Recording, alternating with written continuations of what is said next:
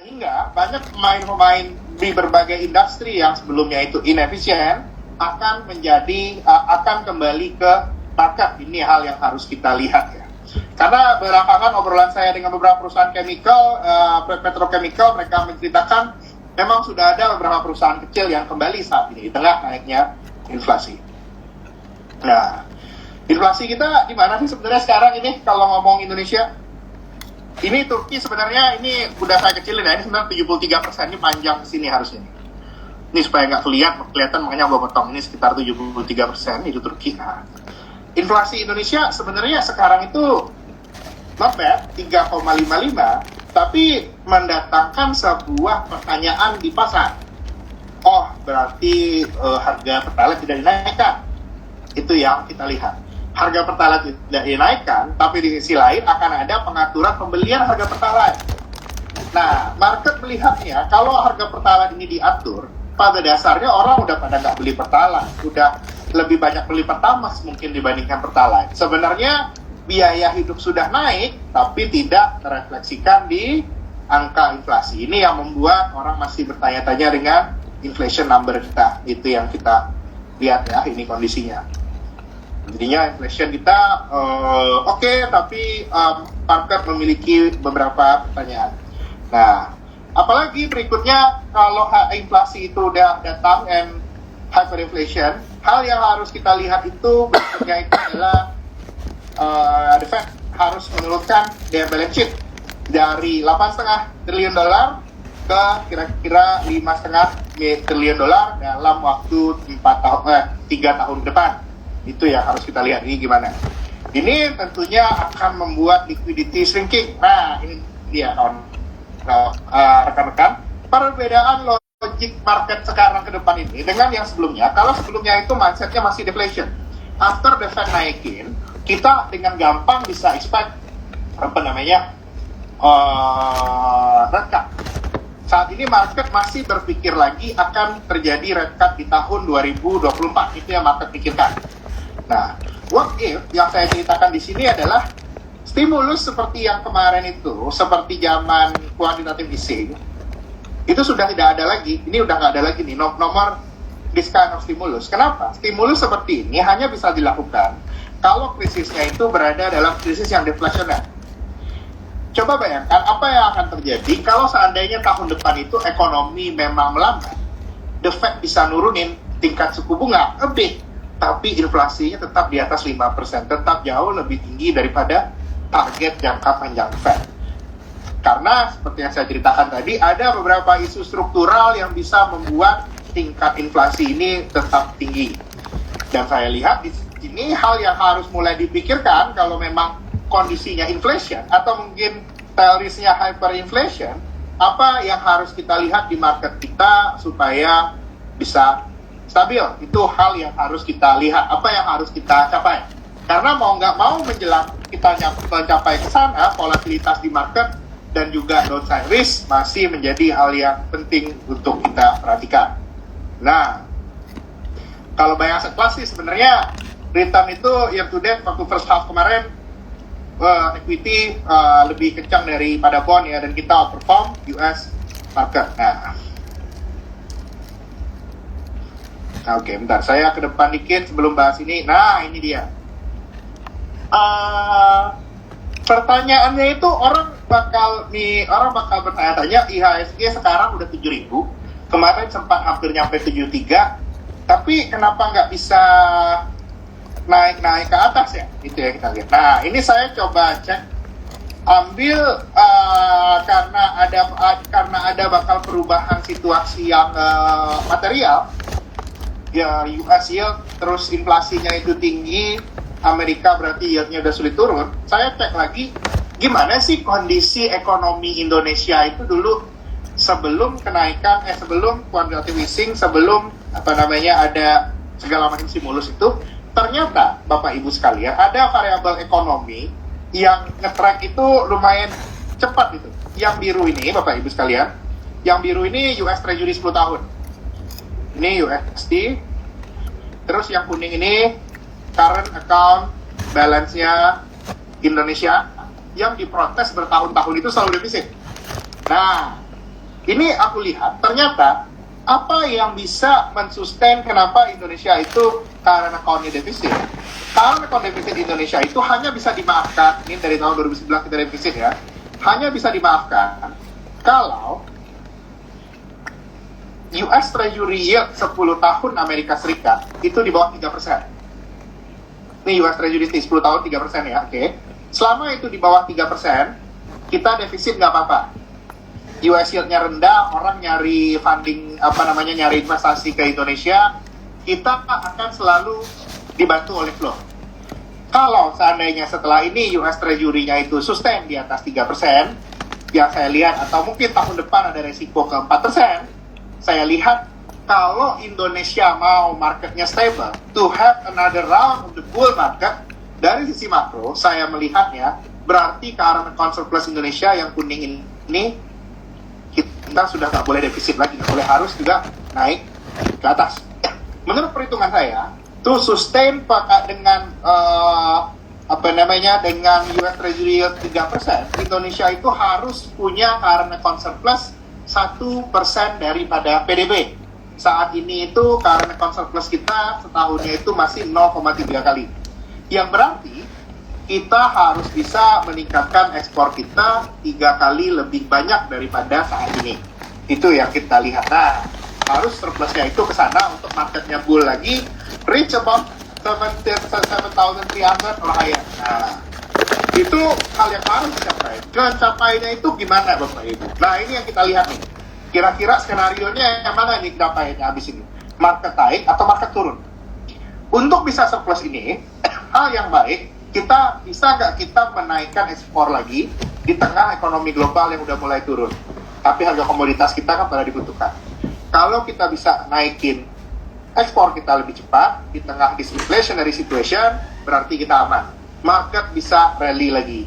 Tapi ternyata kalau ternyata kita nggak bisa menaikkan ekspornya lebih tinggi daripada sekarang, karena account kita nggak bisa reach 1% daripada PDB, saya lihat hal yang kedua yang bakal kejadian itu adalah economic slowdown. Economic slowdown, kita lihat ini belum di pricing in oleh market, itu yang kita lihat. Kalau kita lihat market participant saat ini itu di 69.000 atau 7.000-an, itu expect ekonomi GDP Indonesia itu recover to around 5, rupiah to remain stable, Fed Fund Rate peak di 2023. Nah, apa yang belum di price in, ini yang saya lihat ya. Yang belum di price in, saya lihat itu sekarang itu financial market itu butuh surplus yang lebih tinggi, seperti yang saya ceritakan tadi. Jadinya surplus dikit aja udah nggak cukup di kondisi US yield yang makin tinggi seperti ini. Sehingga dengan tingginya US yield ini, resiko yang belum kita lihat di kondisi ke depan ini, saya lihat itu adalah dalam jangka pendek kita bisa memiliki earlier economic slowdown. Dan hal yang belum di price in juga, seperti cerita saya tadi, setelah ini share dari all economy itu harus naiknya itu lebih banyak, terutama perusahaan-perusahaan yang sektornya di basic industry. Saya rasa masih ada upside di sini. Ini belum di price in juga sama market, karena yang naik turun di market itu kita sama-sama tahu sendiri, karena ada particular one stock yang ngedrive market. Itu masih kejadian sekarang. Ini yang belum diprasir itu yang saya lihat untuk marketnya sehat, harus basic industry ini yang secara di ISG-nya itu naik banyak. Dan hal yang belum diprasir lagi oleh market, what if at current supply side problem, oil price above 150. Ini hal yang belum diprasir oleh financial market. Ini menjadi hal-hal penting yang harus kita lihat going into akhir tahun 2022 dan tahun 2023. Pada dasarnya masih ada upside, tapi di kondisi sekarang ini growing risk-nya saya lihat cenderung lebih besar. Saran saya saat ini adalah masih merupakan momentum yang trading. Waktu untuk melakukan investasi hanya akan bisa dicapai kalau menurut perhitungan saya, kalau surplusnya Indonesia itu tercatat 1% daripada PDB. Kapan itu? Mudah-mudahan 2-3 kuartal ke depan itu bisa tercapai di tahun 2023. Jadi rest of the year bagaimana at current situation, saya cenderung lebih cautious. Kira-kira seperti itu. Itu kira-kira pandangan saya ya. Mungkin saya coba stop dulu sampai di sana. kalau seandainya ada yang ingin kita diskusikan terkait current inflationary pressure baik di global dan di Indonesia dan implikasinya, kita persilahkan. Terima kasih, saya kembalikan lagi kepada cerita ya. Silakan. Oke, thank you banget Pak Fakhrul. Walaupun berat tapi daging semua nih, jadi banyak banget yang kita dapat insight dari sini. Kemudian Pak Fakhrul, aku mau nanya inflasi apa harga komoditi? Apakah komoditi tertentu akan turun seperti metal turun kayak nikel ya? Atau apa itu nggak efek ya? Maksudnya tergantung supply demand. Kalau aku lebih lihatnya itu kenaikan harga komoditas yang menyebabkan inflasi, Ci. Karena ekonomi di mana naik itu harga komoditas yang baru jadi naik itu juga ada dinamika supply-nya ya. Habis itu harga komoditas itu biasanya tertekan setelah central bank menaikkan suku bunga. Itu yang kejadian. Itu yang kejadian belakangan itu kalau kita lihat ada sub correction in nikel itu lebih kejadian gara-gara the Fed sudah naikkan 75 basis point. Nah tapi kan gini, itu one hand kan kalau dalam kejadian dalam kondisi umum mungkin kayak gitu, tapi sekarang kan kondisi lebih banyak karena supply-nya ini disruptkan, supply kita terganggu, harusnya turun tapi karena orang supply-nya memang nggak ada. Contoh kasus kayak batu bara gitu ya, jadi batu baranya remain high, oke dia turun dikit gitu loh, tapi begitu contoh kayak si India-nya sekarang kekurangan coal, akhirnya dia harus import. Berarti kan demand itu ada lagi. Nah, kalau kayak gitu, apa memang selektif komoditi aja ya? Kalau kita lihat memang kalau di kondisi sekarang ini beda waktu zaman liquidity banyak ya. Kalau kondisi sekarang itu kondisi sekarang itu memang udah likuiditasnya kurang, tiap komoditas ini akan gerak sendiri-sendiri, Ci. Tergantung dari supply demand dynamic yang ada. Karena itu kalau kayak batu bara, supply-nya mau naik banget sulit sebenarnya. Kalau di kondisi sekarang kan, Australia udah nggak mau nambah dan lain-lain, jadinya berat. Jadi kita mesti lihat di kondisi ini di spesifik di tiap komoditas gitu kira-kira ya. Iya sih, makanya aku juga lihatnya begitu. Walaupun kata orang harusnya kan koreksi, tapi koreksinya ini makanya kemarin kan ada. Koreksinya nggak kuat, karena sisi supply juga nggak banyak. Iya. Makanya beberapa kali kita lihat kan harga batu bara kelihatan ada seller, karena menurut teman-teman investor khawatir bahwa kenaikan harga batu bara ini nggak akan kuat. Tapi kalau kita cermatin berita-berita yang terakhir, supply-nya malah makin terbatas gitu, sedangkan makin terbatas, benar. Iya. Oke, Glenn mungkin ya. Karena itu saya lihat ditambah lagi cerita komoditas tadi ya. Saya coba aku share lagi. Ya. Jadinya memang kondisi yang kejadian sekarang itu masih favoring inflasi itu masih terus naik. Lack of supply, support di commodity market. Nyari funding itu yang orang pada ini ya, yang bear komoditas itu menurut saya nggak terlalu mikir bahwa policy global itu masih ESG, Ci. Kalau masih ESG itu nyari funding susah. Nyari funding susah. Saat ini naikin produksi ADR cuma 10-15%. Nggak mau dia naikin banyak-banyak kan. Habis itu pemain kecil juga nggak ada yang masuk ya. Iya, harganya mau nggak mau will stay high. Gitu ya aku lihat. On commodity side, across commodity kita kayaknya belum ada komoditi yang beres sama harga ya. Kita lihat itu masih tinggi. Kita lihat. Glenn mungkin mau nambahin, Glenn? Ya, oke. Bro, overall, menurut gue kan sebenarnya kayak commodities mungkin ya di coal ya. Ini kan memang harga remain high karena supply ini kan masih very limited. Ya meskipun kan sekarang kalau teman-teman baca mungkin kayak Russian coal itu kan udah mulai banyak dipakai ya di India, di China, karena ya udah barangnya nggak ada, mereka mau nggak mau yang ngambil batu bara dari Rusia. Nah, yang dikhawatirin kan sebenarnya kayak demand-nya gimana nih, bro? Ya demand-nya ini kan belum bisa pick up sepenuhnya. Dan China yang katanya oke, nanti bakal reopening, ekonomi, activity pulih, ternyata sekarang beberapa distrik udah lockdown lagi. Nah, jadi kan demand-nya belum bisa pick up. Kayak, what's your view ya, bro? Kayak kalau demand-nya... kalau kita lihat ada pas, ini kan kebutuhan primer ya. baik itu energi. Kalau kebutuhan primer seperti batu bara, batu bara, minyak dan lain-lain, sih saya lihatnya, kalaupun ada kejadian recession tahun depan, selama supply-nya tidak meningkatnya nggak drastis, harganya nggak akan terlalu turun. Karena pada dasarnya itu yang bakal di-cut oleh duluan kebutuhan itu adalah kebutuhan lux yang service oriented, yang tidak terlalu berkaitan dengan kebutuhan energi. Misalnya kalau kejadian ini, Glenn, misalnya kejadian orang pada rame-rame PHK gitu misalnya, recession. PHK recession, katanya ya demand listrik hilang di kantor, tapi kan di rumah masih hidupin listrik. Iya. Terbukti during COVID demand listrik nggak turun. Karena ternyata di rumahnya makin ramai, itu kebutuhan dasar. Jadinya kalau aku sih lihatnya untuk energi related, kalau tahun depan itu ada turun, ya ada turun. Tapi nanti bisa ngobrol lebih detail dengan Hasbi dari analis komoditi kita. Kelihatan dari beberapa siklus terakhir itu ada penurunan tapi nggak dalam. Ya. Oke. Ya, agree. Mungkin kalau untuk energi ya kita bisa bilang kayak ya dari coal, minyak itu lebih safe lah dibanding. Mungkin yang lebih concern itu kayak komoditas. Nikel. Kalau teman-teman ingat ya, kayak ESA, kenapa ESA turun terus, karena harga amonianya ini udah turun terus ya teman-teman. Ya itu kan teman-teman perlu perhatiin, itu kan kayak harga fertilizer dulu sempat melonjak gila-gilaan ya lihat di US ya. Iya, itu kan juga udah mulai turun kan.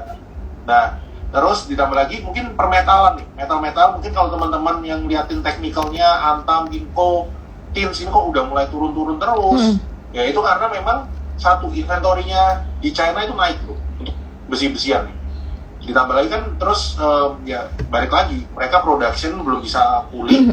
Ya jadi mungkin kayak komoditas kalau masih mau trading di komoditas mungkin ya kayak di batu bara sama minyak aja sih ya. Iya. Iya benar. Kalau nikel gitu itu kan buat bikin barang mewah Pak. Ceritanya kan mau EV terus investment dan lain-lain. Kalau ceritanya slow down after this ya investment story nggak jalan. Orang hanya akan sustain kehidupannya seperti saat ini. To sustain kehidupannya saat ini tetap pakai batu bara, tetap pakai oil, tapi nickel related, investment activity, beli barang mewah, enggak dulu. Nah, kalau pulp gimana? Ada view gak, Glenn, Mas Arul? Untuk pulp itu kan termasuk kalau kita sempat lihat tuh harganya sempat picking up, walaupun sekarang mulai sedikit turun sih, koreksi sedikit aja. Itu ada view gak? Kira-kira demand itu tetap akan naik kayak untuk tisu dan untuk mungkin packaging dan lain-lain? Mungkin Glenn bisa provide, saya kebetulan nggak terlalu perhatiin data karena datanya nggak terlalu banyak juga kan ya. Iya. Oke, ya jadi mungkin sebenarnya kalau pulp ini kan kalau di Indo berarti INKP Tekim lah, kan yang paling gede kan. Mungkin yang lebih gampang di track ya INKP karena Tekim kan dari Oki, datanya juga nggak available to public ya. Sebenarnya INKP ini kalau kita ngomongin dari harga pulp itu kan lagging banget ya. Waktu itu kan mungkin Cirita juga pernah share ya di grup ada. Jadi harga pulp udah naik gila-gilaan, sahamnya nggak naik. Earnings padahal Q1 juga membaik. Nah, yang perlu mungkin teman-teman sempat concern kan. Ini jangan-jangan naiknya cuma karena dari China waktu itu, terus China sekarang waktu itu ada lockdown, ntar turun gimana. Tapi kalau teman-teman perhatikan, sebenarnya yang naik juga itu adalah paper dan packaging dalam negeri. Nah, berarti konsumsi untuk paper, packaging dalam negeri itu udah mulai meningkat. Kenapa? Orang-orang lebih aware. Oh, kita menggunakan less plastik, beralihnya ke paper packaging.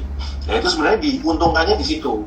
Cuman memang agak berat sih ya. Kayak mungkin karena marketnya juga seperti ini, jadi orang-orang kayak masih agak reluctant buat jual meskipun valuasinya murah sebenarnya.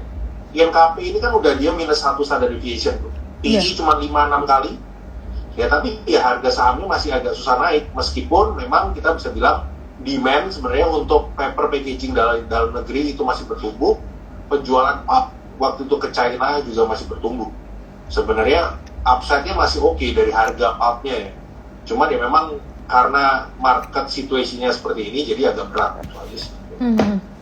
Oh ya, terus Mas Fahno, banyak banget nih yang nanya kayak kalau misalnya hyperinflation kayak gini, kita nih paling aman tuh investnya di mana ya?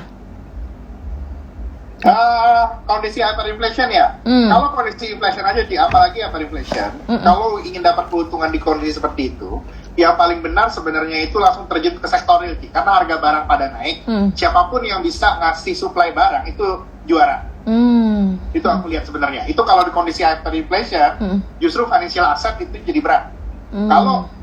Kalau nanti beneran kejadiannya itu bukan inflation biasa ya. Kalau inflation biasa sekarang yang kayak gini, inflasi yang duit balik ke real sektor, saya nggak suka sama gold. Tapi begitu hyperinflation kejadian, kita pindah ke gold. Itu yang kita lihat, yang saya lihat. Oke. Ini kayak udah ada beberapa temen yang resen. Ini udah banyak di chat, terus yang angkat tangan juga ada. Kita akomodet yang resen dulu ya. Silakan Oscar, jika ada pertanyaan silakan di unmute dan langsung ditanya. Pak Farul, kalau untuk properti gimana Pak Farul? Karena kan ini kenaikan suku bunga, Indonesia juga akan naik suku bunganya.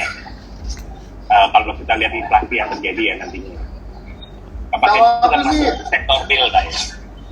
Kalau aku sih lihatnya kalau ke sektor properti, bunga sebenarnya saat ini at current cycle nggak terlalu ngaruh, karena tahun lalu itu bunganya itu rendah, tapi itu rendahnya nggak bagus, rendah tapi nggak ada supply loan yang bisa keluar. Sekarang agak tinggi, tapi supply-nya appetite dari bank itu meningkat. Permasalahan di properti saya lihat bukan di sisi suku bunga Pak, tapi tahun depan dan tahun politik Pak. Biasanya ya, demand untuk pembelian properti di tahun sebelum tahun politik itu cenderung lebih rendah. Improvement di properti sektor sustainnya itu setelah ada pemerintah baru, biasanya seperti itu. Oke, thank you. Kalau US dollar Pak? Kenapa? Kalau untuk US dollar, apakah ini akan tetap Indonesia punya rupiah akan dikening terus ya? Saya lihat sekarang bakal depreciating terus sampai akhirnya kenaikan suku bunga kita cukup. Saya lihat udah harus banyak ini, karena ternyata US Treasury-nya naiknya udah hampir 3,5%, ya itu udah harus naikin. Jadi selama BI belum naikinnya cukup banyak, sampai market belum lihat peak suku bunga kenaikannya di berapa, rupiah masih depreciate. Itu yang aku lihat. Thank you. Oke. Cukup ya Pak Oscar, mungkin kita lanjut ke Brian. Silakan Brian.